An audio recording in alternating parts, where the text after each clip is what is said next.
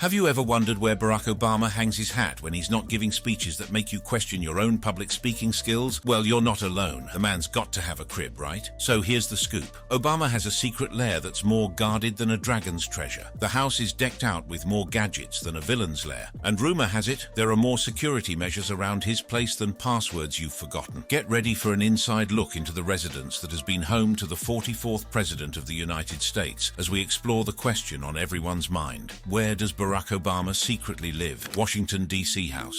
When Barack and Michelle Obama bid farewell to the White House in 2017, the world eagerly awaited their next move. Many speculated about where the former first family would settle down and what their post-presidential life would look like. Surprisingly, the Obamas decided to stay in the heart of Washington, D.C., but instead of choosing a typical neighborhood, they opted for the exclusive enclave of Kalorama. Located just northwest of the iconic 1600 Pennsylvania Avenue, Kalorama is renowned for its luxurious homes and prestigious residents. It's a neighborhood that has long been favored by ex-presidents, ambassadors, and other notable figures. The Obamas' choice to make Kalorama their new home speaks volumes about their desire to remain connected to the capital and its political scene. One of the reasons the Obamas were drawn to Kalorama is its reputation for privacy. Despite their global fame, the former first couple values their personal lives and strives to keep them out of the public eye. Kalorama offers the perfect balance between being in the heart of the city and maintaining a sense of seclusion. While the Obamas keep much of their personal lives private, they occasionally offer glimpses into their new home. Their $8.1 million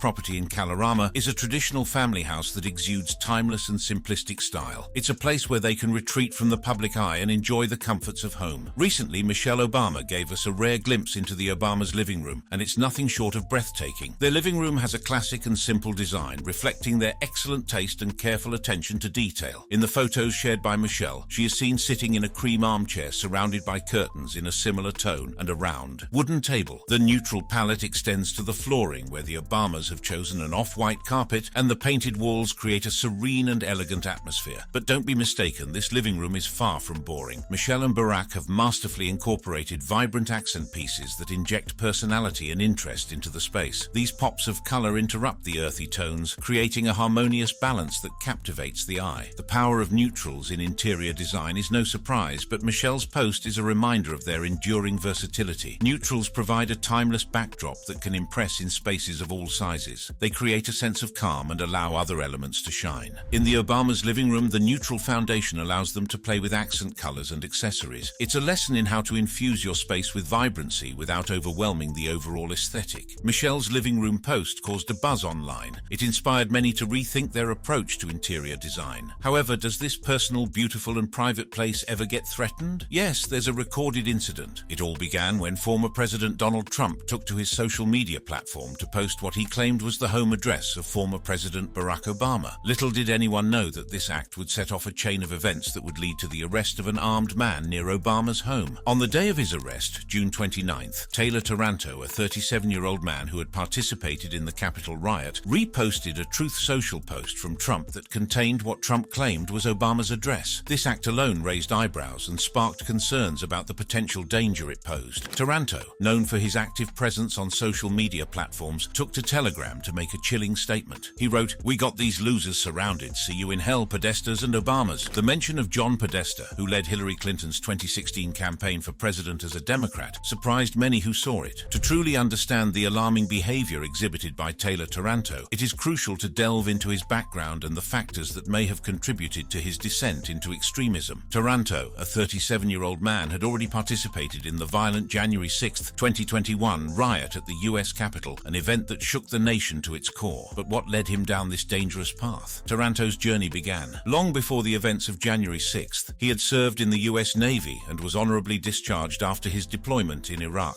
While his military service may have initially seemed like a noble endeavor, it is important to recognize that the experiences of war can have a profound impact on individuals, both mentally and emotionally. The trauma and stress of combat can leave lasting scars, potentially leading to a distorted worldview and a susceptibility to extremist ideologies. After leaving the military, Taranto became interested in conspiracy theories and online groups that promoted extreme beliefs. These communities can be risky as they strengthen existing biases and push individuals towards radicalization. Taranto's active involvement on social media, especially YouTube, lets him connect with similar people and deepens his commitment to extremist ideas. rioters. The Capitol attack on January 6th gave Taranto a chance to act on his extreme beliefs. He joined the rioters who broke into the Capitol, creating chaos and damage. Taranto's reasons for taking part in the riot might include a strong distrust of the government, belief in unfounded conspiracy theories, and a desire to be part of a larger movement. But the events of January 6th were just the beginning of Taranto's alarming journey. In the aftermath of the riot, he continued to be an active presence online, using social media platforms to spread his extremist views. He posted a Facebook video of himself inside the Capitol on that fateful day, proudly showcasing his participation in the violent insurrection. One concerning aspect of Taranto's online activity was his support for a conspiracy theory about the death of Ashley Babbitt. She was shot by a Capitol police officer during the Capitol breach. Some extremists treated her as a martyr, and Taranto's endorsement of the unfounded theory that her death was a hoax revealed his willingness to embrace dangerous falsehoods. The FBI had been closely monitoring Taranto's online activities due to his involvement in the Capitol riot. It was their vigilance that led them to take swift action when Taranto made a disturbing assertion on his YouTube livestream, claiming to be on a one-way mission in Gaithersburg, Maryland, with the intention of blowing up the National Institute of Standards and Technology. Taranto posed a significant threat to public safety. The following day, Taranto continued his live stream from the Washington neighborhood where Obama resides. This area is heavily monitored by the U.S. Secret Service. Given the presence of high-profile individuals, Taranto's audacity to broadcast from such a sensitive location is what led to his downfall. During the live stream, he expressed his desire to find entrance points and obtain a good angle on a shot. These chilling words left no doubt about his intentions. Law enforcement officials, including Secret Service officers, sprang into action upon learning of Taranto's presence near Obama's home. They spotted him just a few blocks away and gave chase, determined to prevent a potential tragedy. Ultimately, Taranto was apprehended, averting a potentially catastrophic event. The Obama family's decision to make Washington, D.C. their home was temporary at first. They later bought the house, where they've been living since leaving the White House. Although it's not as big as their previous home on Pennsylvania Avenue, it's still quite spacious. The house is the second most expensive property in the neighborhood after Jeff Bezos's $23 million home. Even though the family moved into this house several years ago, they haven't spent much time there. The former president and first lady have been seen enjoying life after politics in various places like Italy, French Polynesia, and the British Virgin Islands. When they started living here, their older daughter, Malia, was interning in New York City, while Sasha was still in high school in D.C. A spokesperson for the former president explained that they chose to stay in Washington for their daughter. The family still has their home in Hyde Park, Chicago, but it's unclear where they will decide to live in the future. South Hyde Park Boulevard.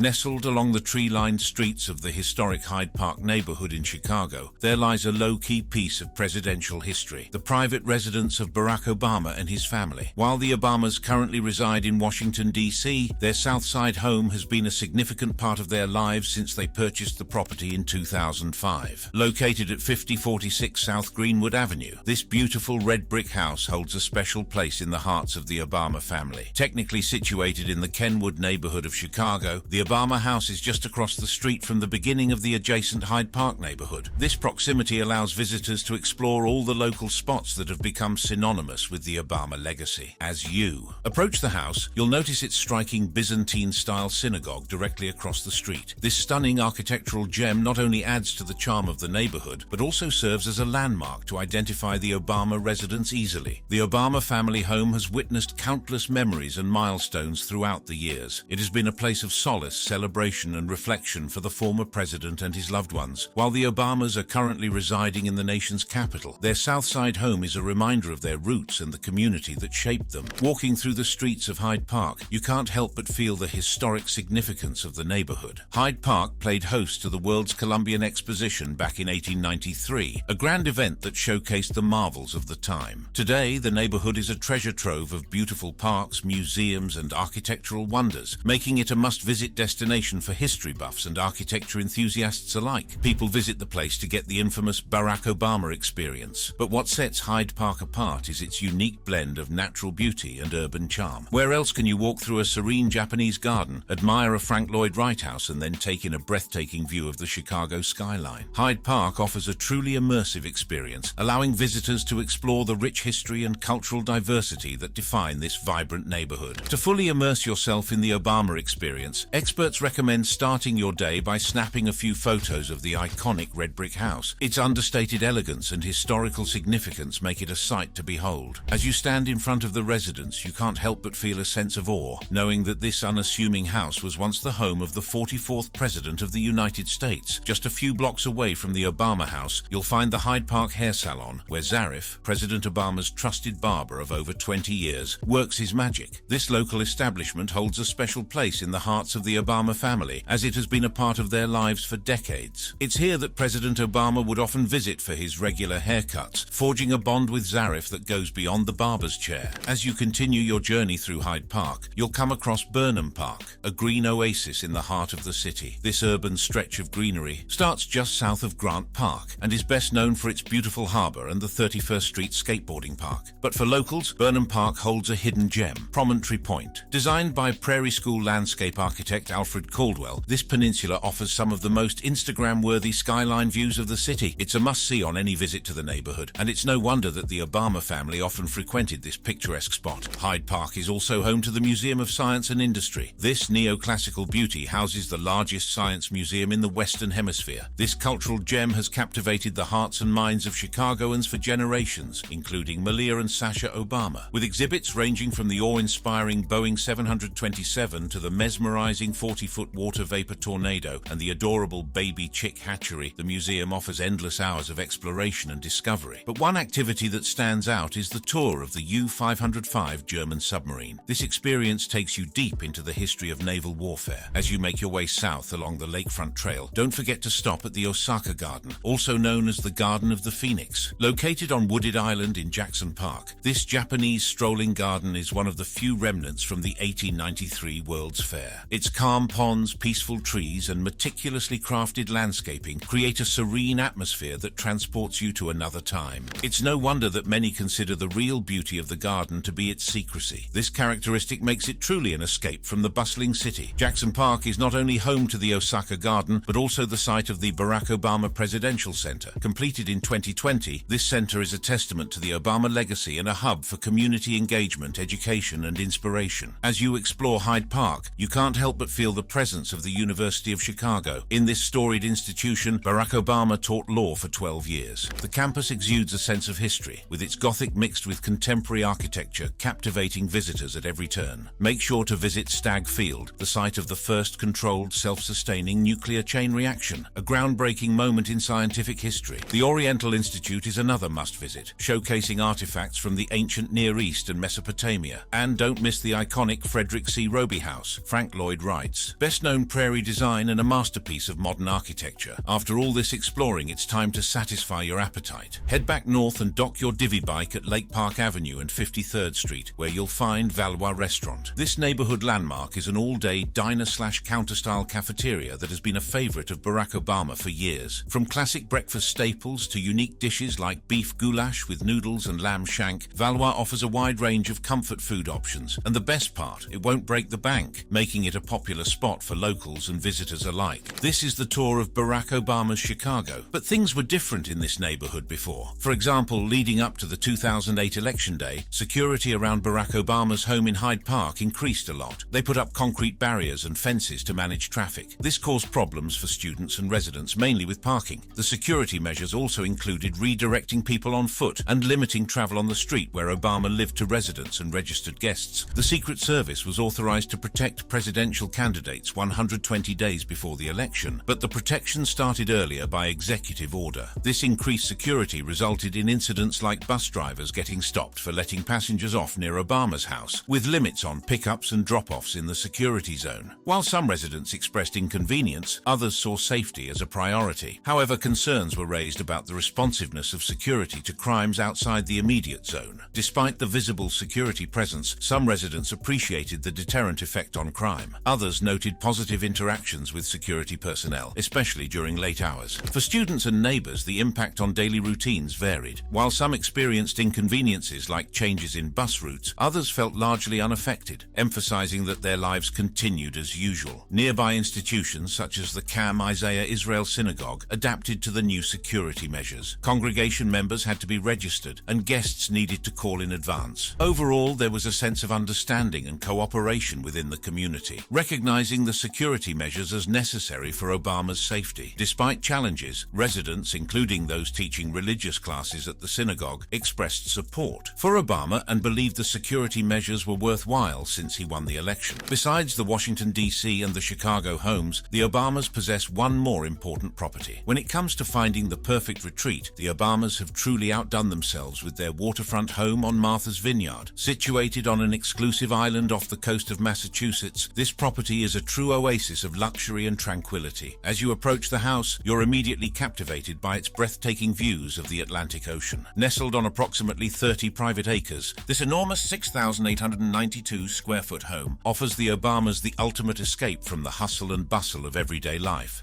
Designed by Taylor Lombardo Architects and constructed in 2001 by renowned island builder John Early, this contemporary house is a masterpiece of design and craftsmanship. The interior boasts whitewashed walls, timber floors, and classic features like paneled walls and coffered ceilings, creating a seaside charm that is hard to resist. The living spaces in the house are designed with entertaining in mind. The open-plan layout seamlessly connects the kitchen, family room, and dining room, creating a space where family and friends can gather and create lasting memories. The kitchen itself is a chef's dream, with a stylish design and state-of-the-art appliances. With 7 bedrooms and 8.5 bathrooms, there's no shortage of space for the Obama family and their guests. Each bedroom is thoughtfully designed and offers a comfortable and luxurious retreat. The large main bedroom features a fireplace and a personal sun deck, providing the perfect spot to relax and enjoy the stunning views. Outside, the property offers a variety of amenities to enhance the Obamas' experience. There's a pool for cooling off on hot summer days, a detached barn for storage, and a 2-car garage for their vehicles. The property also has direct access to the pond, a boathouse, and a private beach with deeded rights, allowing the Obamas to embrace the island lifestyle fully. Martha's Vineyard has long been a favorite vacation destination for the Obamas, and their decision to acquire this waterfront home solidifies their ties to the island. Surrounded by wooded regions and beautiful beaches, this location offers the privacy and seclusion they desire. The tent.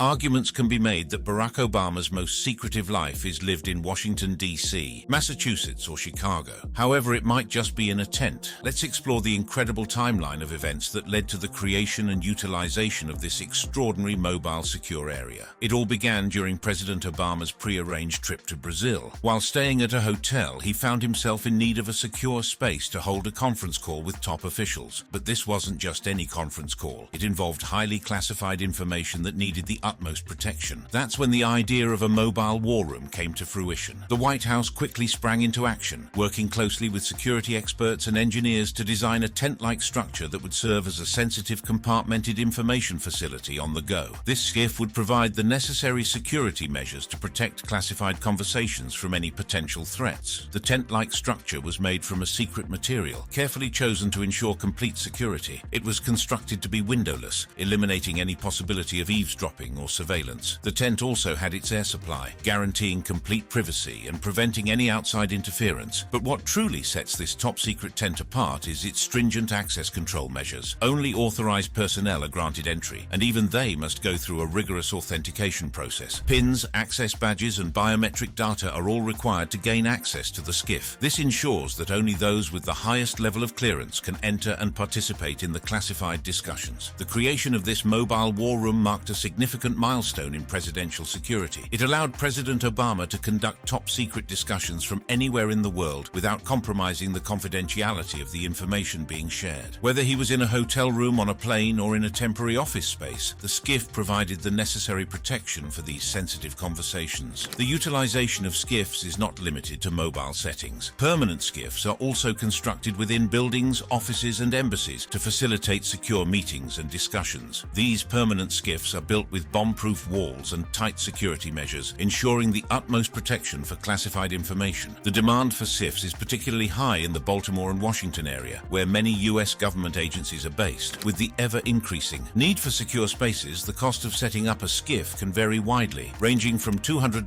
to $5,000 per square foot. This investment shows the importance placed on safeguarding classified conversations and ensuring security. While SCIFs are designed to be as impenetrable as possible, it's important to note that they are not not infallible. Security threats are constantly evolving and measures are continuously being taken to stay ahead of potential breaches. However, CIFs are considered 99.9% secure, providing a level of protection that is unparalleled in the world of classified discussions. One of the most crucial aspects of the Top Secret Tent is its ability to protect against phone tapping and computer hacking. The tent is constructed with state-of-the-art technology and materials that create a secure environment. Its walls are designed to be completely soundproof, preventing any audio leakage that could compromise the confidentiality of the conversations held within. To further enhance security, the tent is equipped with advanced encryption systems that safeguard the information being transmitted. This ensures that even if someone were to intercept the communication, they would be unable to decipher the encrypted data. The encryption algorithms used are constantly updated to stay ahead of potential threats and maintain the highest level of security. Additionally, the tent is equipped with cutting-edge anti-hacking measures. It has a dedicated network separate from any external connections to prevent unauthorized access. Firewalls and intrusion detection systems are in place to detect and repel any attempted cyber attacks. The security team constantly monitors the network for any suspicious activity, ensuring that the tent remains a fortress against digital threats. Another remarkable feature of the Top Secret Tent is its ability to withstand physical attacks. The tent is constructed with reinforced materials that make it resistant to explosives and other forms of physical damage. This ensures that even in the face of a potential threat, the tent remains a secure sanctuary for classified discussions. To maintain the highest level of security, the tent undergoes regular security audits and assessments. These evaluations are conducted by expert security teams who test the tent's vulnerabilities and identify any potential weaknesses. This proactive approach allows for continuous improvements and ensures that the tent remains at the forefront of security technology. The personnel authorized to enter the Top Secret Tent undergo rigorous background checks and security clearances. They are extensively trained in handling classified information and are bound by strict confidentiality agreements. This ensures that only individuals with the highest level of trust and integrity are granted access to the tent. The tent's security measures extend beyond its physical structure. It is equipped with advanced surveillance systems, including high-resolution cameras and motion sensors, to monitor any suspicious activity in the vicinity. These surveillance systems are monitored 24/7 by a dedicated security team, ready to respond to any potential threats. In the event of an emergency, the tent is designed with multiple escape routes and contingency plans. These plans are regularly rehearsed to ensure that all personnel are well prepared and can evacuate safely and efficiently if the need arises. Throughout his presidency, President Obama utilized the Top Secret Tent on numerous occasions to conduct highly classified discussions with his top officials. These discussions covered a wide range of topics, including national security, foreign policy, and sensitive diplomatic negotiations. The tent served as a mobile war room, allowing the president to stay connected and make crucial decisions even while on the move. One of the most notable instances of the tent's usage occurred during a high-stakes diplomatic mission. President Obama embarked on a pre-arranged trip to a foreign country where he needed to engage in secure discussions with world leaders. The Top Secret Tent was set up in a designated area, providing a secure environment for these sensitive conversations. Inside the tent, President Obama was joined by his trusted advisors and top officials. The discussions held within these walls were of utmost importance, shaping the course of international relations and national security strategies. The tent became a hub of intense deliberations, where critical decisions were made and plans were formulated. The secure conference calls conducted within the tent allowed President Obama to connect with officials who were unable to be present physically. Through encrypted lines, they could join the discussions remotely, ensuring that all relevant voices were heard and considered. This level of connectivity and flexibility was crucial in navigating complex global challenges. The Top Secret Tent also played a significant role in crisis management. In times of emergencies or unforeseen events, the tent provided a secure space for the president and his team to gather, assess the situation, and devise immediate response strategies. The ability to hold these discussions in a secure environment ensured that sensitive information remained protected, even in the midst of chaos. It's important to note that the Top Secret Tent was not limited to international trips or crises. It was also utilized during domestic visits and events where secure discussions were required. Whether it was a visit to a government agency or a meeting with high-ranking officials, the tent provided a portable and impenetrable space for classified conversations. The Top Secret Tent's mobility and adaptability allowed President Obama to maintain the highest level of security and confidentiality, regardless of his physical location. If you enjoyed this video, click on the card showing on your screen right now for more videos.